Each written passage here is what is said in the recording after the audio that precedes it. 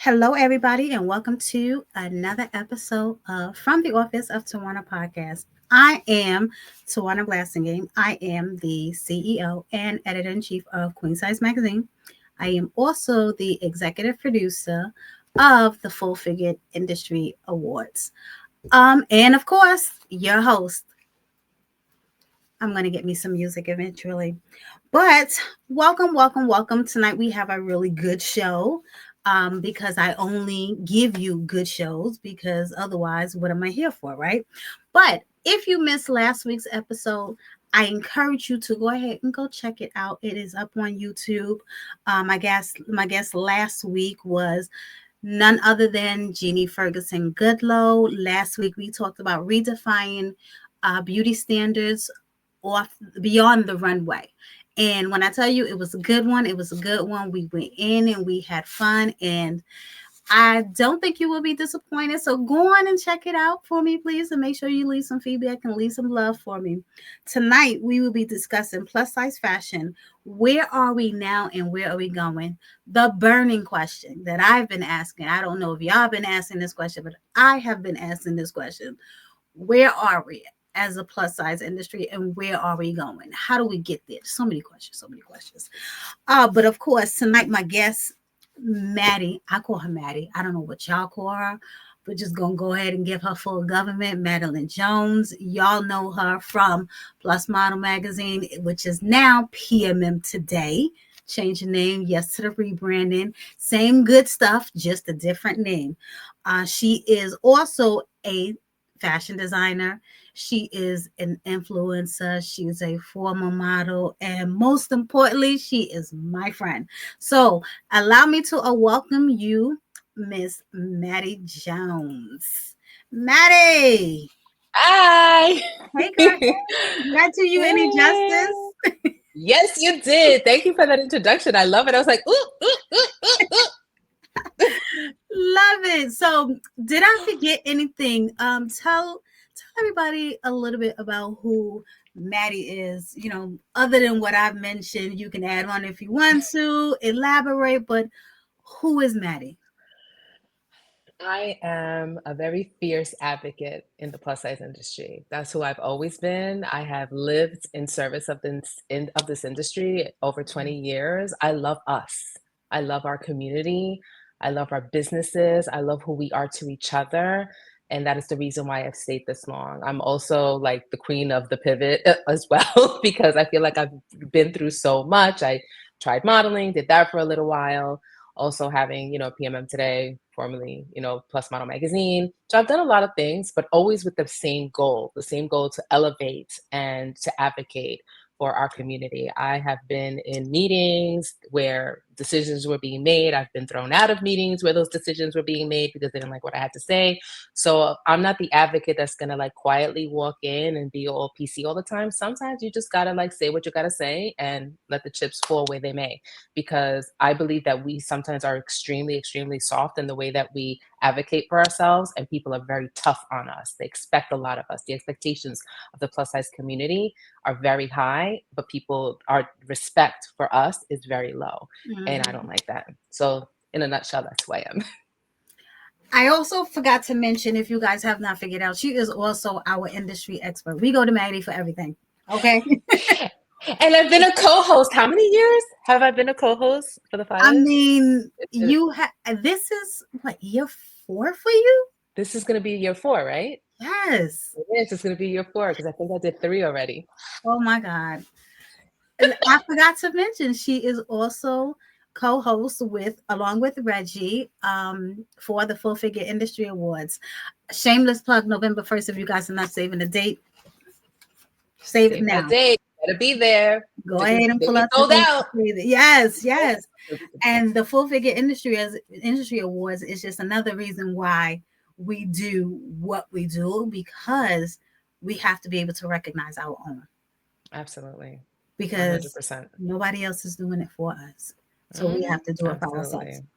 But listen, let's go ahead and get to the hot topics, okay? Because I have been asking this burning question for a few years now. And I think this is probably where this happened around the pandemic. I've noticed the shift, right? And you have been a part of many shifts. What is, in your opinion, what is with the inconsistency of the plus industry specifically? Because I don't understand. One minute we hot, the next minute we not. It's like we're we're fat a fad to pimpy. I don't know what it is. It's a burning question for me. So it's like it's fashion, right? And when you see mainstream fashion, it's, they're ever evolving. We are forever struggling. Hmm. And what is it with the inconsistency? Let's talk about that.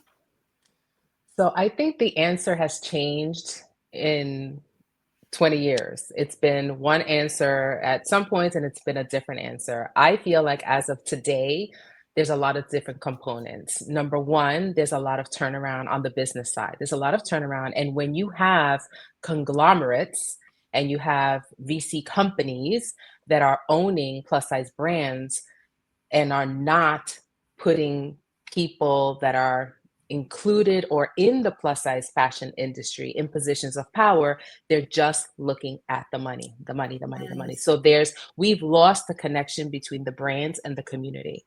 There was a time, the golden era. The golden era for us was right before COVID. We were still in a really great place. Like during the Mhm. time of Full Figure Fashion Week and stuff, we had that golden era where the brands came to us, the community, the customer, they were listening.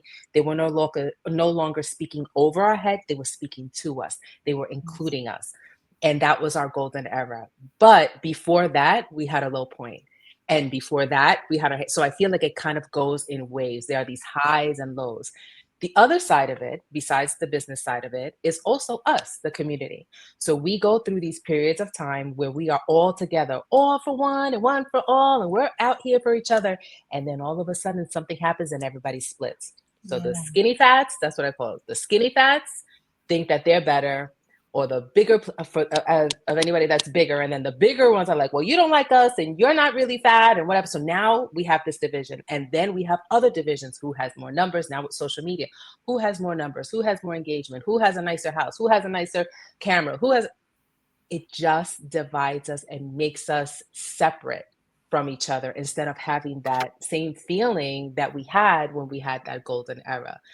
And the other reason why I feel like we're in this place, and I hate to say it, but it's because we have a very disconnected relationship with our bodies.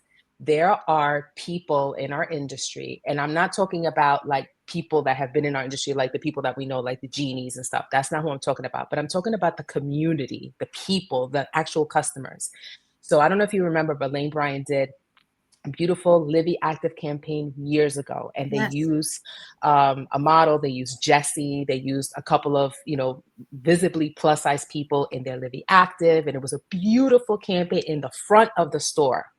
So here I am walking to the front of the store, and I just happened to be on the phone. I think I was on the phone with my mom, but I see four women. You know how the women during the day while their kids are at work and they walk the mall. So there was Hmm. four plus size women walking the mall, and the things that they said that when they looked at that campaign disgusted me. We are visual, like they were visually disgusted in what they were seeing. They stood there like, I cannot believe that they will put somebody that size. That's not going to make me buy. Really? Lady who looks exactly like that girl, you are the same size.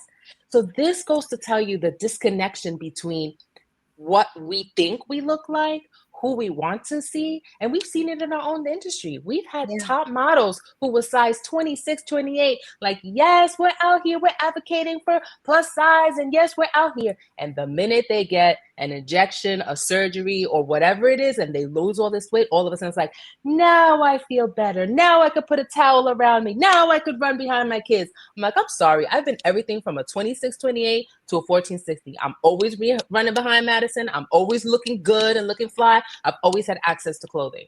So when the community sees that the people, the influencers and models and people in positions of power, all of a sudden are like, listen, I'm not saying don't lose weight. If you have to lose weight because you want to, because of a medical reason, because your Mm-hmm. behind is old and your Yes. joints are, listen, do what, that's your personal, listen, that's your, and you and I have been on our health journey. So listen, I totally get that part of it.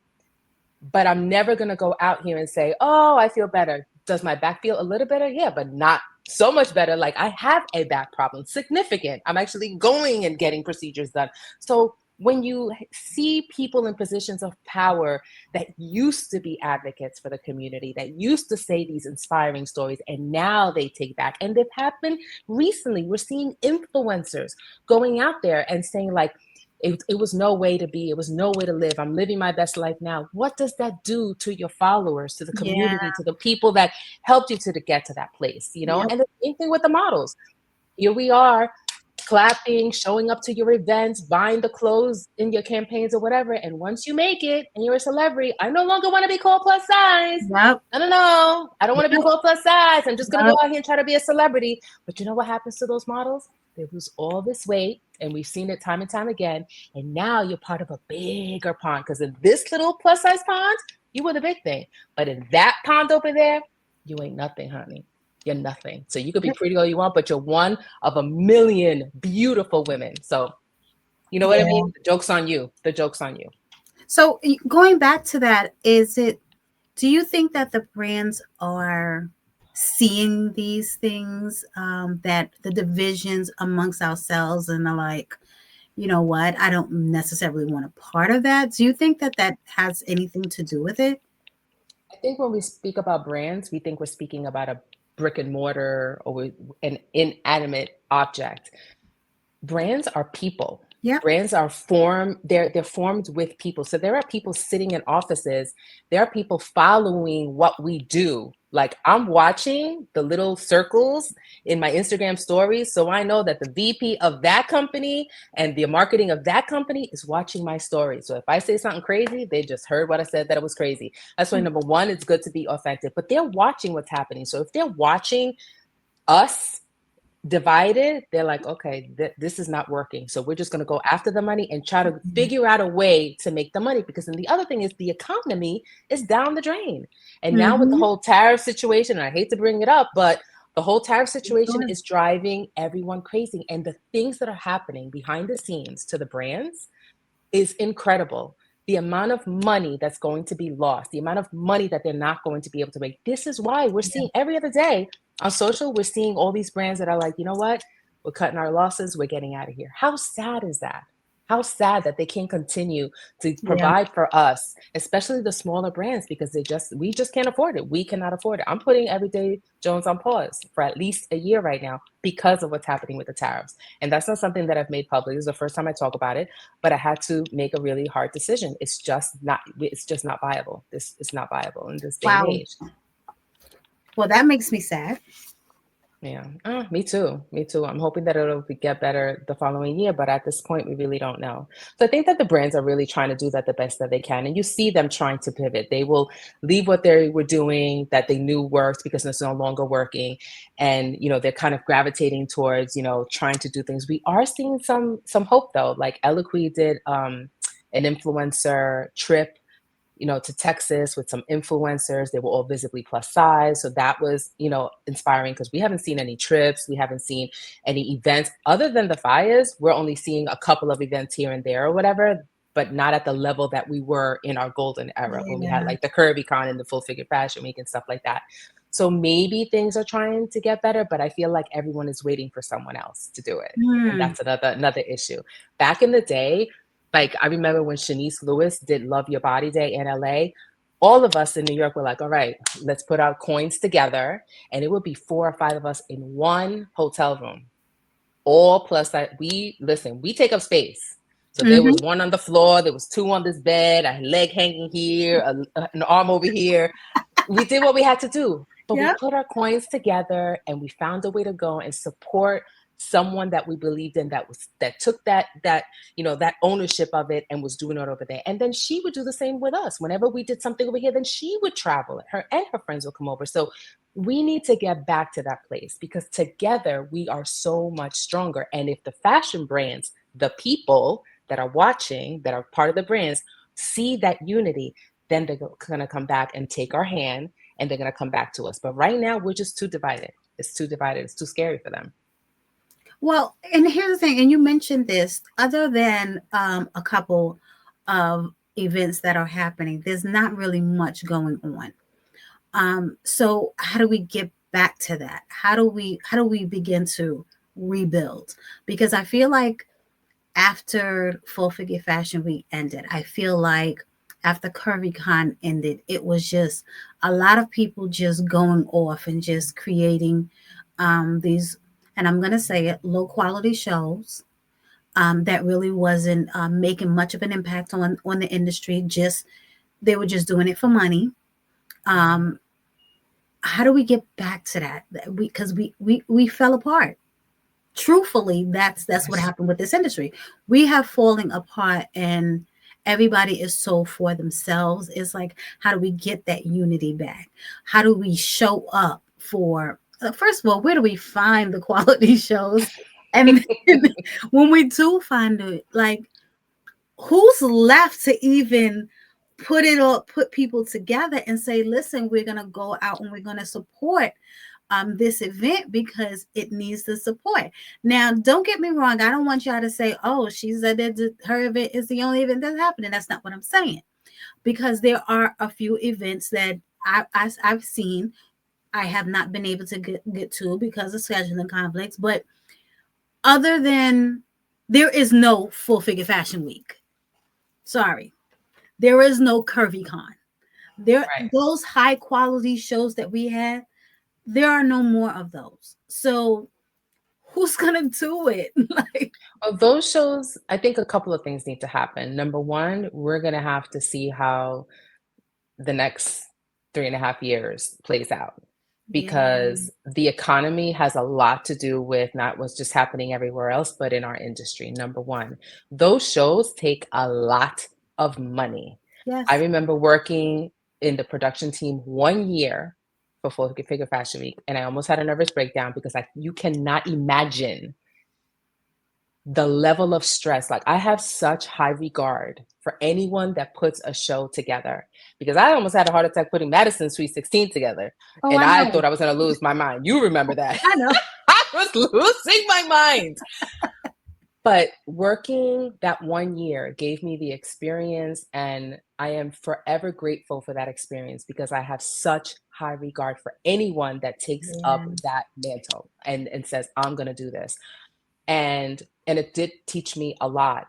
And it also taught me that you need a lot of money. It's not just support from the community, but to even make it happen.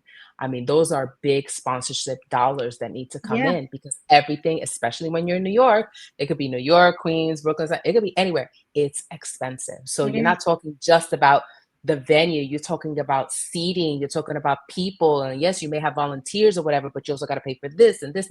It's a lot of money. So a lot of things need to happen. Our economy needs to be in a better place, because right now the brands are holding their dollars a lot closer to Yeah. their vest, because they don't know what's going to happen in the next 6 months, 1 year, 2 year. They don't know. So they're like, okay, we're going to continue to try to make believe like we still here, whatever. But they're holding back their coins because Yeah. they're afraid of what's going to happen.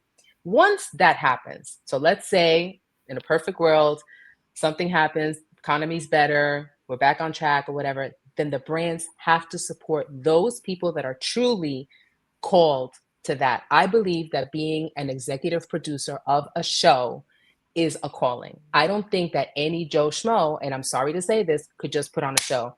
Just because I like fashion doesn't mean, I mean, I've had PMM for how long? Over 20 years. Have I ever done a show? No, I know my place. I will support, I will co host, right? I will show up, I will be in the, I will clap for you, I will do all things. But I know my limitations. I stay in my lane. If I'm doing something, it's because I believe I can do it.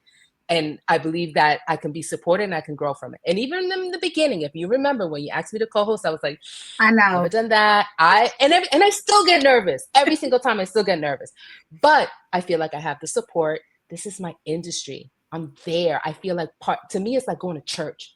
I leave so uplifted from that show that you can't even imagine the euphoric feeling that I have when I'm leaving the event. Like, we did that. We did that together. Like, that's the feeling that we need to have. And I think that having that person, the executive producer, that has that calling to do it, and the way that they form their their higher ups and their the people that are in charge, the executives and everybody that's in charge, and it trickles down. How you start is how everybody feels it.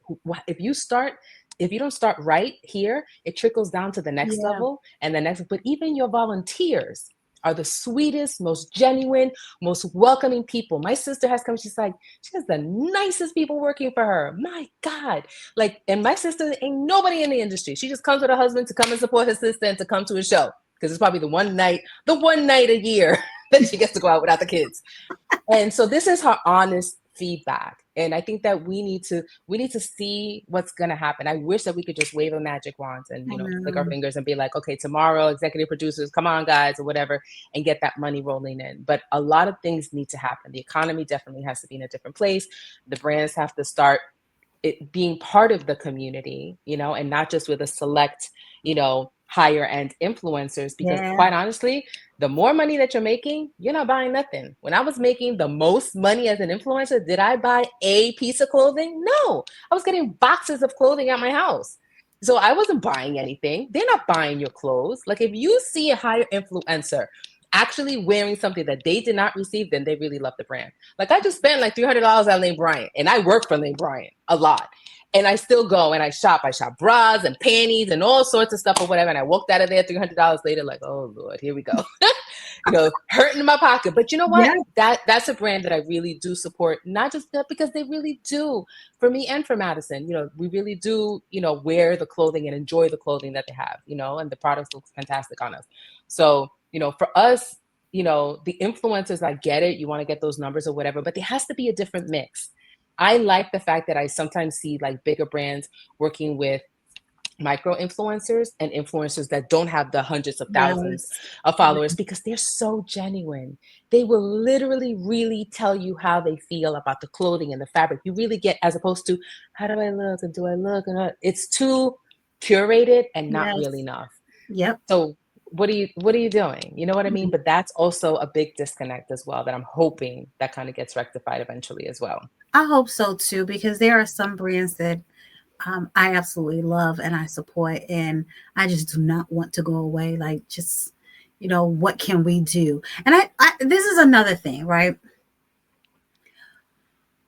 Do we, as I want to call us influencers, right? So we're used to being on the receiving end of the support, right? They reach out to us and, can you do this? We can send you this, and it helps us. When I say us, I'm not necessarily talking about me. I'm just talking about industry wise, right? It helps us as an industry, right? It helps the brands, right? So when they are struggling, it's, do we reach out to say, is there anything that I can do that will help you? You know what I mean? Absolutely. You've done this for me. What can I do for you? I had a conversation with 3 different brands within the last 7 days. Had the same conversation. It's like they have expressed to me where they are in with everything that's going on. And it's like, okay, well, what can we do? And this is specifically fires related, because I talk to brands, do the pitch or whatever, right? And for me, it's never like, okay, you don't have the money. Okay, well, we circle back next year. No, it's okay, you don't have the money. That's fine. Is there anything that the fires can do to help you? You know what I mean? But do we go back and say, and I ask the people who are listening this question, do we go back to the brands and say, is there anything that I can do to help you? Right? Because this is what collab looks like. This is what support looks like. It's give and Mm-hmm. take. They don't always have to give. You know what I mean? So can we reach out and say, hey, how can we work together as an industry? What can we do? Because we're all trying to build this industry, right? So Mm-hmm. what does it look like for for retail in the future? What does it look like? I think that we think so small of ourselves that we don't think that if we do something like that, it would be helpful. I think that we don't think enough of ourselves as creators, as like you saying that just shows your maturity, your intellectual maturity, your business maturity in doing something like that.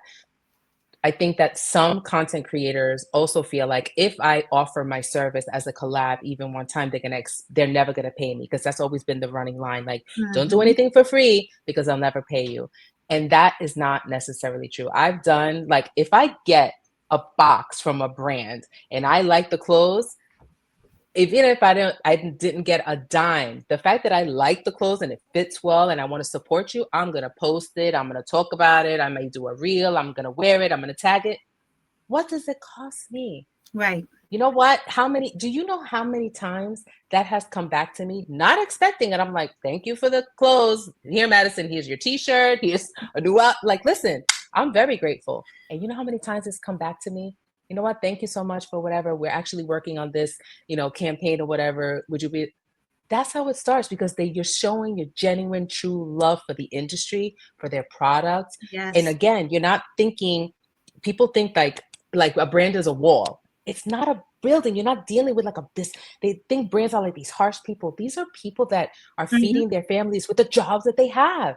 So let's help each other. Let's ask and say, is there anything that I can do? I know that right now is not a good time, but is there anything that I can do? They may send you clothes and do, like, help them help you. You know what I mean? It may not always turn around and be a collab later on, or a paid collab later on, but it could be. It could be. At the very least, do it with the intention of doing it for the industry, Right. and doing it with a good heart. And if it comes back to you, it'll come back to you in some shape or form. I Yep. always feel like goodness will always come back to you. Even if it's not from that person, it'll come back from someone else. Absolutely. You're absolutely right about that.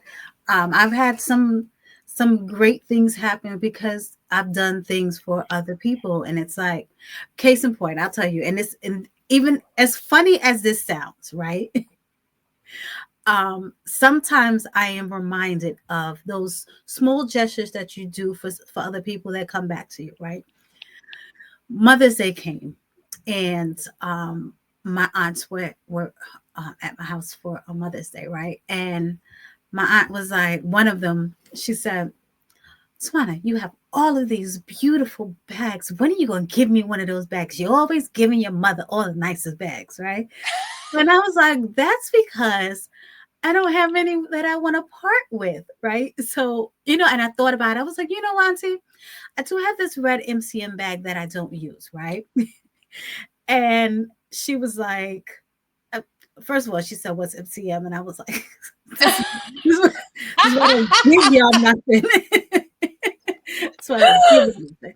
But I said, "Don't worry about it." I was like, "Do you want it?" I shows her it comes with another pouch on the inside. She was like, "Oh, I love this. I don't have a red bag." Yes, gave her one, and of course, my other aunt was here. I couldn't give Not for one one. and not Yeah. give the other, right? So I had another Michael Kors bag that I wasn't using, and I was like, "Here, Auntie, that's my godmother." And I was like, "Here's one for you," right? And so the funniest thing, about an hour later, my kids come with my Mother's Day gift. What was it? A Michael Kors bag, right? And so my aunt says, she was like, honey, look at God, look at God. You give and you receive, right? And it's as funny as it was, as funny as the situation was, I really, really did think about it. And I was like, that is very true. You do good for people out of the kindness of your heart, it will come back to you. You know what I mean? Mhm. That Absolutely. was a mere coincidence, but just a reminder. And so Yeah. I And go such a back good to that. point. Yeah, yeah, I go back to that. There's nothing wrong with reaching out and say, what can I do to help? This is our industry that we're trying to grow. You know what I Yeah. mean? And also sometimes they're afraid. The brands could be sometimes afraid to even ask for collabs, for the help, because they also are so slammed. They've been so slammed on social media. I mean, Yeah, during the pandemic, we just saw brands getting, slammed left and right. And, I lost a lot of respect for people that were doing things.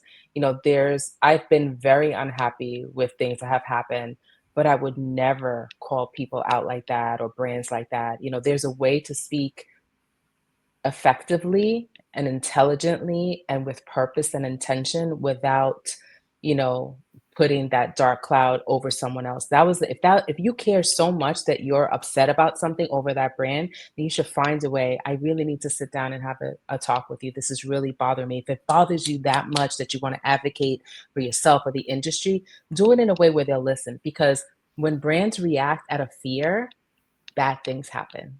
Yeah. Because when they all get, oh my God, what are we gonna do? What are we gonna do? Again, they're people, so they're not always gonna make the best decisions either. Yeah. So, they're making decisions under duress. So instead of doing something completely positive, they're just putting band-aids on stuff. They're not really getting to the crux of the problem and fixing the problem. And Yeah. I think that's another thing. So you think you're doing the most, but you're not. If anything, you're bringing that brand down instead of elevating that brand and say, listen, these are some things that are happening. This is the Yeah. common theme in the community or whatever. Let me help you out a little bit. Let's have a chat or whatever. Like if you have that conversation, I've sat down with people offline in a corner in another state, just literally really giving them the listen, this is what's really happening. This is what people are talking about. You need to fix that. Yeah. That's it. I'm not putting you down. I'm just giving you the info. What you do with it, you do it. You don't do it. Listen, it is what it is. Yeah, I've never really been a fan of that whole slamming people on social media type thing. Mm-hmm. It's just not a cute look. And I think that we have to also remember, like you said, that these brands are human beings, right? They Mm-hmm. just work for a company. And a lot of these brands are doing things, they're trying to survive. And you don't know what they have to go through to survive. Mm-hmm. Sometimes they have to make some very difficult decisions just to survive. And you may Exactly. not agree with what they had to decide to do. So you Right. either don't support it, but the whole slamming people on social media thing is just never been my thing. I've purchased something from this brand, a small business owner, right? I purchased it in December. It's May 20. I have not received that yet. Now, I could very well go on social media and just slam this person, but for what? For what? Yeah. What is it gonna I do? don't know what she's going through. Am I pissed off? Absolutely. Very much so. Will I ever buy from her again? Absolutely not. Did I ask for a refund? Nope, I did not. And you know why I did not? Because I don't know what that lady's going through. So, you know what? If you just have bad business practices and you can have it with somebody else, eventually that's going to come back to you. That karma is going to come back Mhm. to you. Or Yeah. if you are going through something and you really needed that money, I hope that it helped you. Yeah, and you never know. It could be a legitimate, reason. I remember when Red Dolls was going through their thing, and they almost, I mean, the whole thing happened with the warehouse, and they had to move warehouses. All their stuff was gone, Yeah. lost, the whole thing. And she had to raise money, and they thought they were going to have to, but the community is what saved Rep Dolls. The community saved Rep Dolls, and she was able to raise that money to save her business, and kind of do that whole pivot. And now she has a new factory and everything. But I think that again, when you do it with the right intentions, people weren't out here being like, "Oh my God, I didn't get myself," and they were honest. Also, I think it also goes both ways. There has to be some communication. If Yeah. something happened, and she said it, Grizel would say, and their social media would say, like, "Listen, I know you guys order stuff, but this is what's happening," and she would show the state of the warehouse and the state that it was in and what was happening, whatever. So you can see the need and what was happening. So I'm not trying to take your money, but this is what's happening. I'm going to get it back to you. I'm going to get back on, but this is what's happening. Having that open dialogue with your customer Yes.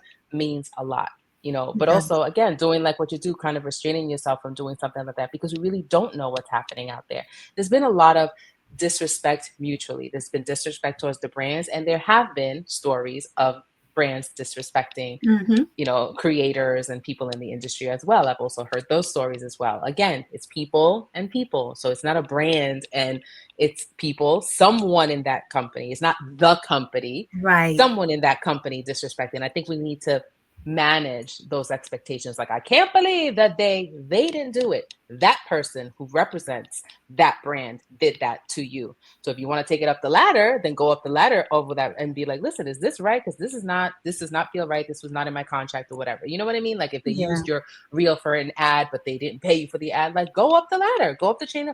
But you don't have to be like, and I can't believe whatever, because that was that person. So now you're gonna ruin an entire brand's reputation because that person did something wrong. Go to that person's boss. Like, that's the way that it used to be. We didn't do things on social. We didn't have social back in the day. Right. It That was like part. this.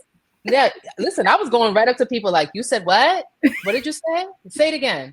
Listen, that's where I come from. I'm old school, old school. So listen, I have a problem. This whole thing with social and telling people off, I'm like, yeah, you better be glad you're not in my state, girl. Right. Listen, be really happy because will roll up on you. That's the old school way. We just roll up on people like, what? What do you want to say? You have something to Right. say? That's how it used to be. Because at the end of the day, remember that you are dealing with humans with emotions, okay? So don't Exactly. let's not get it twisted, because Exactly. some Exactly. of us are very professionals, but some of us behind the whole professional wall. Anyway, let's Yes. move on. Yeah. So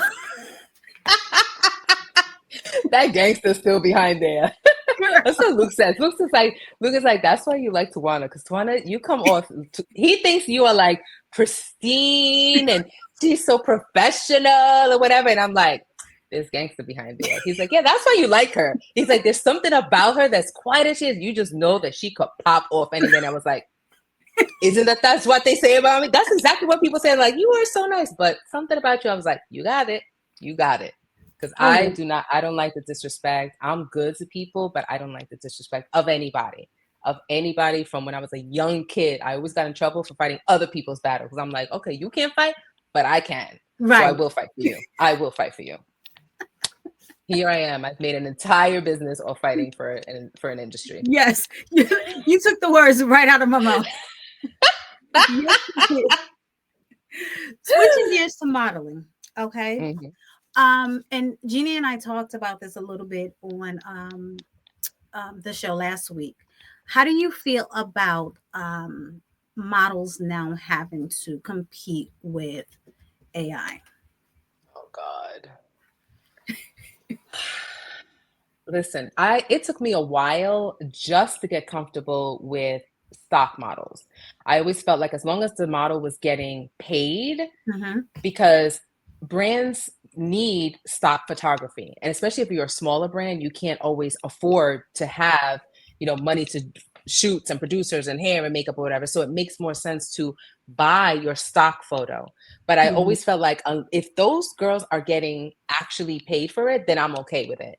The problem with the AI models is that you're not you're not paying that model. I thought I was H&M. Someone said that, oh no, we are paying that model for her likeness, but we're taking her likeness and we created an AI Yes, of Lord. her. And that's what I saw. And I was like, you're taking money out of her pocket. So do you mean to tell me that you're going to use the AI version of her, and every time she's up and she's doing a campaign, you're going to pay her? Is that Mm, what you're saying? Or are you giving her a one-off? right. Can we use your likeness? Let us give you $50,000 for the year or whatever. But in the meantime, that if that was her actual job and she was doing all those jobs, she'd probably be making triple the amount of money that she would be getting from that one-off. So I don't think that AI is the way. I know that a lot of people use AI for different things. And listen, there are things that completely out of our control. I remember when Facebook first came out, I was like, I was probably one of the last people to join Facebook, because I was like, no, I don't want to do another social. I'm so tired of this. This was MySpace days. I was like, no, I'm not doing it. I'm just going to stay right So here. I'm wait, going to park hold on. myself. When did you join? Because I held back on joining Facebook Me for a too. long time. Me too. Everybody was on the Facebook, and I was like, "No, I'm not. I'm sorry. I'm staying right here. I'm gonna stay right. I'm gonna park my behind right here in my space, and I'm not going anywhere." And I Yep. was like, everybody was on it before me. Gwen, when I tell you everybody was on it before me. Everybody. And it's Yes, hard to, indeed. for us that are a little old, I'm like, but why? Why another app? Why another? It's just creating more chaos. But getting back Another to the one. whole another one. Oh my gosh. But I feel like the whole AI thing, I think that is something that we need to pull back from and fight it. I think that models of diversity is fighting against it. There's different groups within our industry that are trying to fight against it. And I think anything that we can do to help, to protest, to sign petitions or whatever, we absolutely should.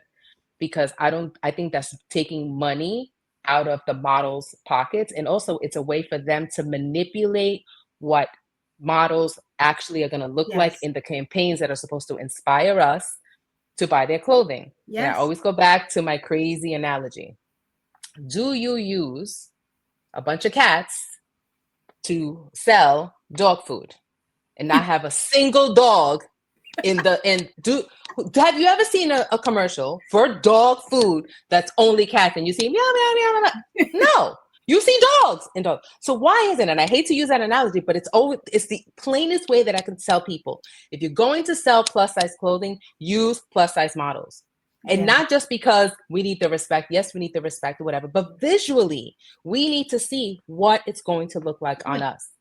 And the rest of it is going to be up to us. We as a community, as people, as women, as men, as non, we need to know that we have value, that our value is not the weight on the scale, that our value doesn't come from, my boobs used to be up to here and now they're down here. Now they need a Right. lot of help. Listen, this is life. This is your body. You woke up this morning, you have breath in your lungs. Like, we need to add value to ourselves and have that value and recognize that value when we see ourselves in the mirror, and we're losing that. And using AI models, I think it's just going to continue to push us further and further down in the lack of self-confidence that we're Right. already, dealing with right now. There's a lot of, you know, people have a lot of self-confidence issues in our industry. And I know our industry is supposed to be like, yay, yay, yay, we're out here, whatever, but it's not. There's a lot of very, very unhappy people because they feel like we have to look like this and they don't look like this. They don't look like their filters.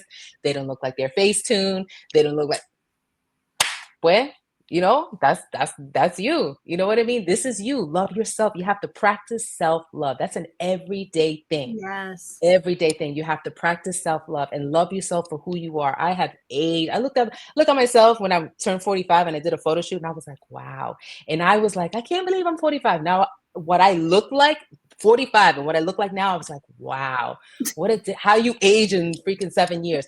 But am I grateful? Yes, I have wrinkles. Yes, I have gray hair. Yes, I'm a lot more saggy or whatever, but I'm grateful for the body that I have, the Yeah. breath in my lungs, the blood flowing through my body, the friendships, my family. Like, you have to stay grateful. Where is your gratefulness for who you are? And instead, you're going to say, okay, we're going to be okay with people using AI models in lieu of a real body. We're getting rid of the real body. Are you kidding me right now? No, absolutely not. Well, Absolutely not. here's the thing. Because I'm going to ask you, what advice would you give models, um, who have to compete with the AI, right? But I do want to touch on something because we talked about this last week as well. You also have models who are using AI apps to make themselves look completely different, you know? Yeah. So on one hand, it's you don't want AI to take your job. On the other hand, you are giving them your job because you are already using your likeness on these AI apps. Do you think that Yeah. they're going to go away once you hit the delete button? They're going to keep them. I Hmm. mean, let me tell you how many AI people that you've seen come up. And I call them AI people, AI images. Have you seen? You be like, oh, that look lovely like me. Did you use that app recently? Because what do you think they're doing with this information? What Hmm. advice would you give to models? I think that real bodies and real skin and real imagery is still paramount in Yeah, our industry. I think the majority of our industry still wants, needs, and supports authenticity, not just in what you say, but in what you look like. And I definitely do see that as a whole. But I think that there are those individual models that feel like if and a lot of it has to do with you coming to terms with what you look like as you get older. yeah, Like, does the top models in our industry, does Tara Lynn look, I mean, Tara Lynn's like superhuman being because she just looks amazing always. But does she look like she did 5 years ago? Does she look like what she did 10 years ago? No.